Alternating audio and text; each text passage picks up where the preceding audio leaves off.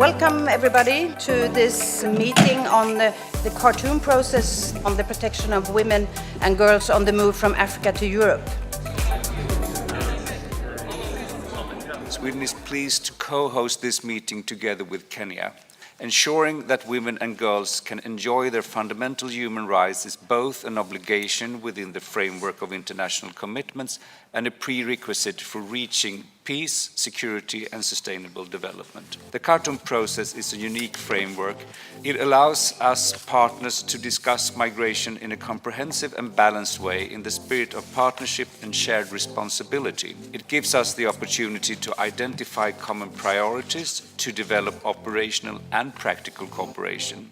Gender-based violence occurs at all stages of migration and forced displacement, in countries of origin, transit and of destination. And this was also what my colleague from the Commission highlighted. We're here to learn from each other. The people who are in a vessel that probably have been... It is very true that the topic we are handling today is very, very important. And let us not shy away from saying that all the people who are doing illegal migration are posed with challenges. Both men and women encounter a number of challenges.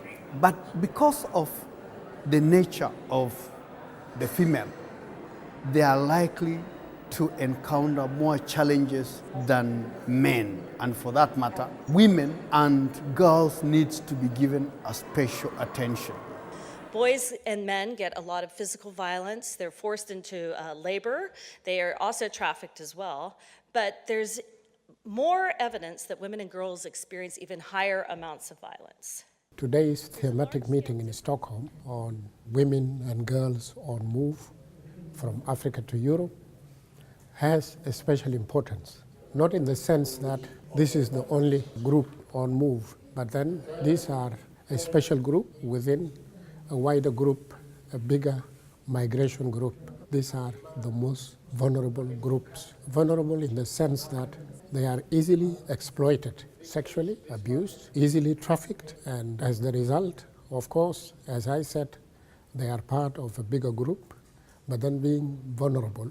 There are many drivers in the countries of origin that may influence women and girls to make the decision to move themselves along the way. They know that it's an arduous journey, and they're very strong and resilient, and they are also aware of many of the risks that they will take when they're on the move. One of the things that we have to always note is that gender-based violence is existing in every country in the world, but when you add conflict or natural disaster on top of it, then it emphasizes and raises the risk of gender-based violence. In all of the 51 countries in the world that have experienced conflict, sexual violence has been reported against women and girls in all of them.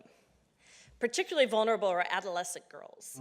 The reason why this topic is very important is that you find that many women and girls who live in humanitarian settings, they suffer sexual gender-based violence, but they don't come out to seek services, despite the services being there, but very few of them come up to seek those services. Also, there's a lot of barriers that comes from within the community for social reasons, traditions, the fear of announcing that they were a victim of any kind of exploitation. So this is another challenge. There seems to be a lot of learning and a lot of guidance being developed, which I think we should be using in the migration discourse. So I think bringing the migration discourse and the humanitarian displacement discourse together is a beautiful opportunity for us to take the work forward. We have, within our humanitarian structure, established an obligation to address GBV. And that's been established through a number of UN Security Council resolutions, through the IASC, and other sources. So I just wanted to note a few important requirements here, that GBV response services are categorized in humanitarian response as life-saving. All humanitarian actors have an obligation to promote gender equality. And we have as well an obligation to do what we can to address GBV, to know that it is happening, to not wait and try to establish that there's evidence of this, but to assume it's happening and to take action from the earliest stages of emergency through displacement. The discussion we have had today, and which will continue tomorrow, is what are the mitigating factors that we need to do so that the women and girls don't suffer. One, national responsibility needs to be there. The empowerment of women with knowledge. There must also be NGOs that must also be able to help these people, because someone who is already being trafficked is disadvantaged.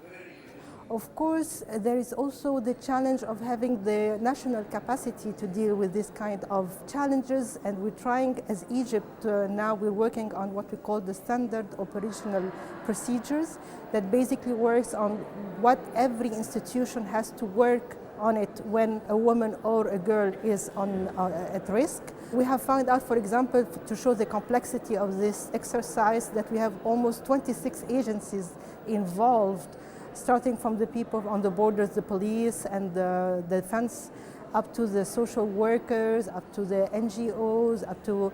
So basically what we realized is that we need also to synchronize this work internally and regionally as well.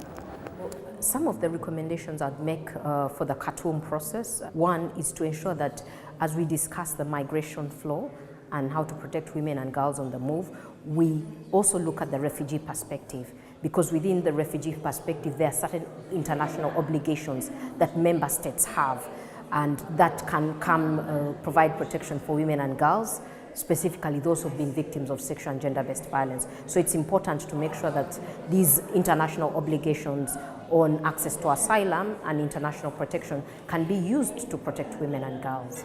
I think going forward, one important recommendation that we can make based on the findings that we had is that creating awareness about sexual gender-based violence and also fostering positive gender-based violence norms is important if we really want more survivors to come forward to seek help. So while we want survivors to seek help, we should avoid practices of trying to seek survivors out. This can be dangerous and also disempowering to the survivors. So we should instead do everything we can to make those entry points safe and easy for survivors themselves to access. So this means thinking about... We are hoping that after the second day of attending this meeting, when we go home, because most of the people who are attending this meeting are government officials, we also have got representatives from IGAD countries, the IGAD organization. We are hoping that whatever recommendations we are going to make, they will be permeated to the head of state, so there is the head of states, so that there is a buy-in, and then it can be cascaded down. So I think it's important that the international community work together with the African countries to help to resolve those root causes that will help to prevent, because helping is a good thing, but preventing is even better. So I think this is something that we need to work on both together with the EU and the African countries.